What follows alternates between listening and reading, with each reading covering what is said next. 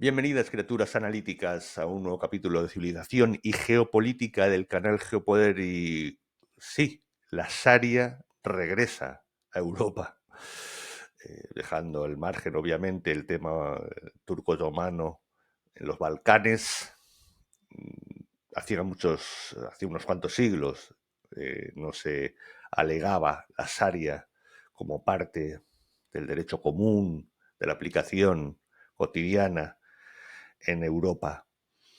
Y a partir de ahí vamos a hacer una analogía en cómo la Unión Europea, nuestra Euronarnia, no solamente con este hecho, sino con las declaraciones de von der Leyen y las cumbres de los verdaderos poderes de Europa, como es Francia y Alemania, parece que siguen el camino que eligió el Estado romano, del Imperio Romano, a partir del siglo I y del siglo II, hacia el estatalismo y hacia abandonar las bases y las raíces de su civilización y preferir la solución burocrática, política, para, por supuesto, no renunciar a lo que es el dinero público, la sociedad del Estado y no la sociedad civil. Así que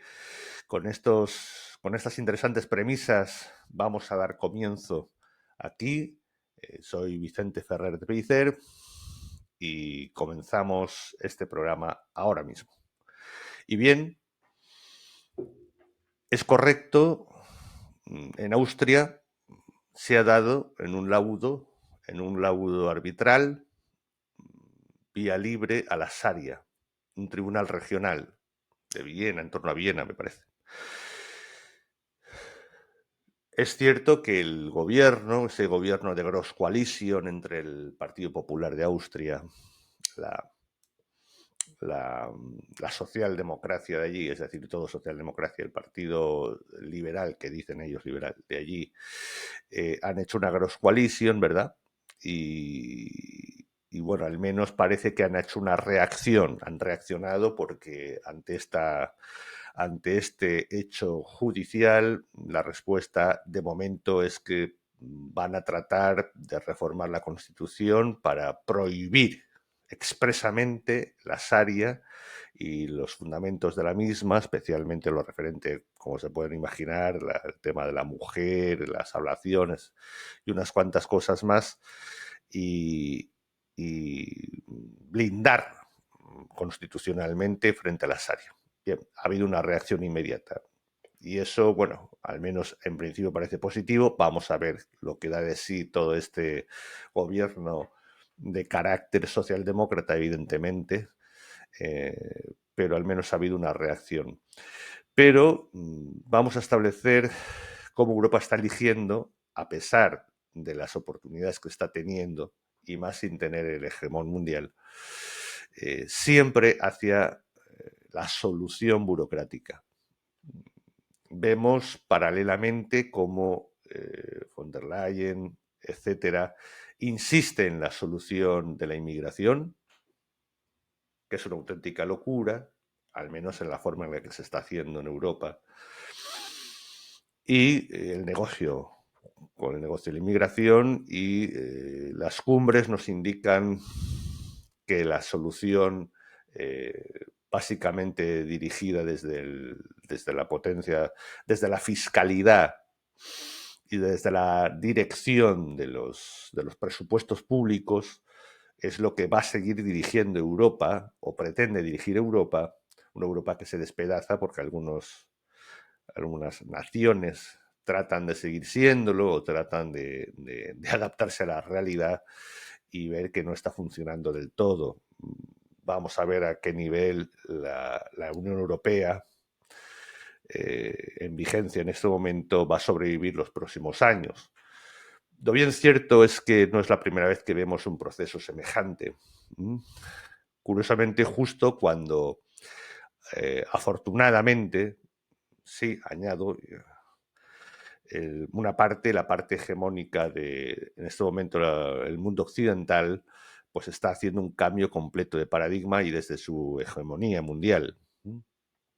Una hegemonía, como hemos dicho, de liderazgo, de ejemplo, y que convive con unas potencias regionales, unas potencias locales, por cierto, o unas potencias menores, pero independientes, aunque muy cuestionadas en sus zonas por países que precisamente le iban la contraria. Pero volviendo al caso del Estado romano, ¿qué pasa con el Estado romano cuando deja de haber una ampliación del imperio, deja de haber, empiezan a no invertir en los famosos caminos de Roma para comunicar el libre flujo de personas y mercancías, como decía Julio César, sino que tratan de asegurar el pan y circus, el dinero fácil de la administración pública. Bueno, nos encontramos como a partir, sobre todo después de Trajano y de las últimas conquistas, empiezan a haber una escalada de impuestos. Como ven que no son suficientes, empiezan a obligar a ser funcionarios en todas las urbes del imperio y las provincias, y hay un cambio drástico que es a partir del 212, cuando con Caracalla se declara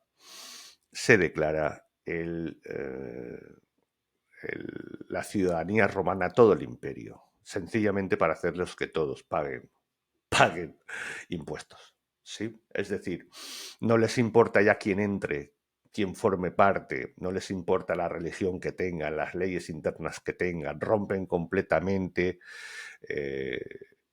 empiezan a romper la validez muy sólida que era esa escala legal que hacía de Roma precisamente lo que era, ¿no? Esa innovación basada no en la sangre, no en la piel, no en normas de estados-pueblo, como fueron en la antigüedad, sino una escala de cada ciudadano poder tener donde progresar según su jus, su derecho. Jus gentium, jus latinus, el derecho latino, y el derecho de ciudadanía.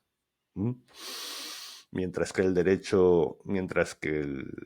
que Hispania consiguiera el derecho latino, fue un gigantesco éxito que se celebró en toda Hispania, en la época de Augusto. Sin que curioso que cuando pasa todo el imperio a la vez a derecho de ciudadanía, en teoría, que era lo máximo, en el 212, nadie lo quiere, solo lo ven como una carga encima. Primero la respuesta será rebeliones, políticas, crisis, a veces épocas de 3 o 4 o 5 emperadores. Finalmente, cuando ya se solidifica esa ida hacia adelante, que es todo estatalismo, y más casi partidocrático, podríamos decir, porque al final coinciden esos partidos que eran unos pro-plebeyos, otros pro-optimes, los optimatus, ¿no? El partido patricio, senatorial, confluyen en un mismo partido, una especie de socialdemocracia a la antigua en la que todos querían lo mismo, vivir del Estado. Algo que finalmente, cuando las autocracias se convierte en el fin de las últimas instituciones de la República en 280, cuando Diocleciano declara que se acabó. Ya no hay república, no hay instituciones, solo hay monarquía, solo hay imperio y autocracia. Y a partir de ahí, el voto, digamos que el voto, que dejan de haber comicios, claro, el voto será con los pies. Será el prefeudalismo. La gente empieza a huir de las zonas controladas por la ley y empieza a huir al campo, coincidente con una continua decadencia de las estructuras de defensa. Todo lo quieren para ellos, ¿sí?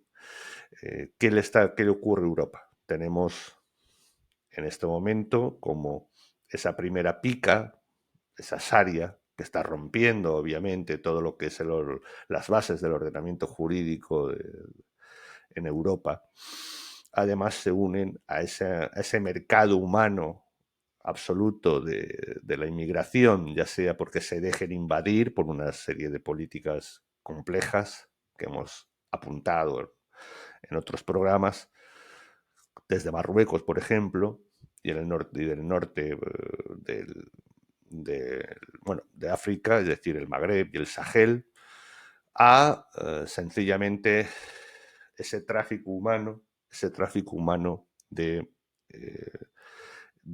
inmigrantes a través de las ONGs, esa construcción absolutamente medida de compra de personas para engrosar y justificar los gastos públicos, ¿verdad?, de la clase política en Europa. Y al mismo tiempo vemos cómo los poderes que van en su efectividad, lógicamente, resquebrajándose, cuando buscan más zonas mollares para tener justificación de gasto público, se encuentran que les es muy difícil. El gasto militar, por ejemplo. Les es muy difícil pasar del 1, del 2%. Ya todos por fin los países han alcanzado el 2% de gasto del PIB en Europa, que están en la OTAN, pero ahora van camino del 3 y del 3,5% y les cuesta mucho. Les es casi imposible. ¿Por qué les es casi imposible? Pues muy sencillo, porque tienen demasiado grosor en todo lo que es los gastos que más les interesa, que les puede dar mucho más fondos y votos, ¿no?, como es ese mercado humano. Bien, mientras que Roma lo va a salvar precisamente el cristianismo, es decir, las guerras civiles que llevarán al triunfo del cristianismo y harán que asiente una civilización, es decir, esa destrucción interna que se estaba llevando a cabo por ese estatalismo se frena totalmente al introducir una base sólida en el cristianismo, algo que incluso obligará a los vecinos a introducirlo en el momento en el que cambian, en que los bárbaros hacen su entrada por Occidente. Veremos un proceso en el cual los mismos acaban tratando de ser más romanos que los romanos y más cristianos que los mismos romanos cristianos. Ese cambio, ese último giro que salva la civilización por primera vez en la historia a una civilización, lo que es un imperio en términos de Estado-pueblo, a un imperio civilizatorio que supera su estructura estatal, aunque cae en parte del imperio, aunque ahí podemos tener unos cuestionamientos. Realmente la lectura de la historia de que cae el Imperio Romano de Occidente en 475 está siendo muy cuestionado y con grandes argumentos, porque en realidad lo que hace en Roma Odoacro es devolver las águilas a Constantinopla, el emperador que en unos años después casi acaba recuperando todo el imperio desde Constantinopla, incluido el sur de Hispania, casi toda Italia, al menos cierta sumisión por parte de los francos en Francia, y hasta el 751 realmente no hay un reino. Los lombardos convierten en Italia en reino y cortan todo lazo con el Imperio Romano y declaran un estado aparte, ¿no?, que el romano. Todo esto ha sido gracias a la introducción de ese elemento, el elemento de Constantinopla, que es el cristianismo, que logrará salvar la identidad civilizatoria en Occidente y con ello salvar a Occidente. ¿Se dará cuenta esto la Unión Europea a tiempo? Desde luego en Estados Unidos parece que sí. En Estados Unidos ya hay incluso ataques por el tema del wokismo y de cierta cultura anti-raíces, anti-civilización occidental. Se han atacado a niños católicos. No vamos a entrar en detalles porque podría hacer peligrar el canal, pero lo cierto es que hay leyes contra todo ese wokismo, y se está dando un giro completo, como estamos explicando, de todo lo que es de todo lo que es las leyes y el paradigma cultural y geopolítico, obviamente, a partir del soberanismo y del antiglobalismo y de sus agendas. En Europa, insisto, estamos ante esa insistencia hacia un estatalismo aséptico de civilización, capaz de sacrificarla si es necesario, introduciendo elementos que evidentemente van a destruirla por dentro simplemente por el negocio de la clase dirigente, una clase política, como diría García Trevijano, no civil, política, totalmente separada de la sociedad civil y que está destruyéndola, como estamos viendo en España y, por supuesto, en Francia, etc. Con estos criterios que coinciden terriblemente en Europa, esa sentencia, aunque parece que va a ser respondida por el gobierno de Austria, a favor de la Sharia en Austria por un tribunal,